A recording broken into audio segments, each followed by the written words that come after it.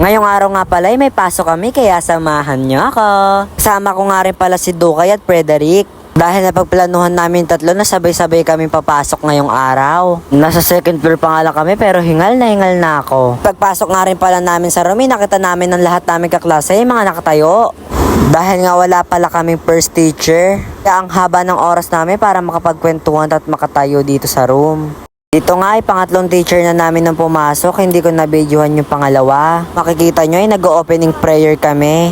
Ganyan lagi ang routine namin tuwing papasok ang aming AP teacher. Pagtapos ng opening prayer ay agad na rin nagturo sa amin ng teacher.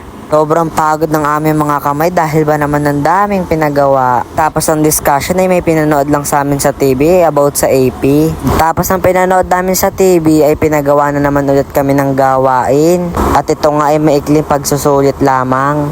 Tayan nga, nagsimulan na kami gumawa ng aming mga kanya-kanyang gawain. Para naman ay agad-agad na kami makatapos. Dahil sobra na kaming nagugutom. At kung makikita nyo ay nakatapos na rin kami agad at sinoli ko na itong module para kami makakain na. Dahil dumating na ang tamang oras para kami mag-recess. Makikita nyo sa video ay mga nakatayo na kami at yung iba nasa labas na dahil sa sobrang gutom.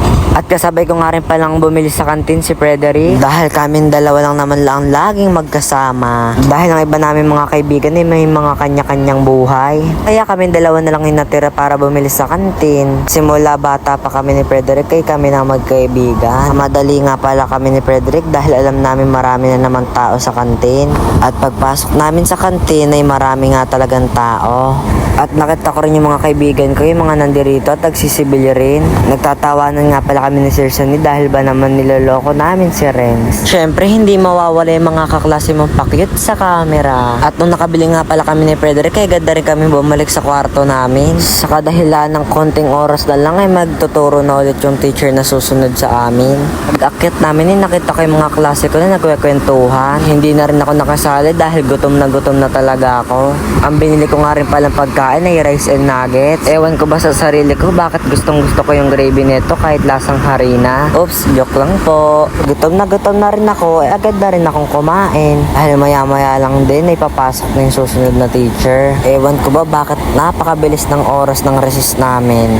At kahit hindi pa nga kami tapos kumain ay agad na rin pumasok yung teacher namin. Hihintay lang din namin siya ulit bumalik dito sa kwarto para kami makapagsimula na ng lesson. Maya lang din ay pumasok na rin siya at nagsimula na kami ng lesson. Tapos ng discussion ay agad na kami pinagawa ng activity. Sa lahat ng subject ay ito yung pinaka-favorite ko. Pagtapos ng pinagawang activity sa amin ay agad na rin nag-lesson si ma'am. Hindi ko na naman na-videohan yung mga sumunod na teacher dyan. Pagdating na bandang alas 6 ay last subject na rin namin. Tuwang-tuwa na naman kami dahil walang teacher dyan. Dahil daw may sakit ang Pilipino teacher namin. Mamaya lang din ay tumunog na rin yung bell. Pagtunog nga lang ng bell ay agad na rin nagkagulo itong mga kaklase ko. Dahil ba naman bagang-baga na umuwi. Diyan nagpahuli nga rin pala kami ni Frederick ng pagbaba. Sa sobrang daming estudyante nagkakagulo na rin sa hagdan. Kaya nung pagbaba namin ay sunod-sunod na rin nagsisilabasan ng tao sa gate. Kaya hindi na rin hassle sa paglabas. Labas na nga rin pala kami ni Frederick sa mismong school. Dahil gabing-gabi na ay kailangan na rin namin umuwi. Per dilim na nga rin pala dyan. Dahil mag-aalas 8 na rin ng gabi. Sa wakas ay nakarating na kami sa eskinita namin. Magkalapit nga rin pala kami ng bahay dyan ni Frederick. Kaya lagi kami sabay umuwi at pumasok. Kaya hanggang dito na lang po. Bye-bye. Salamat po sa panonood.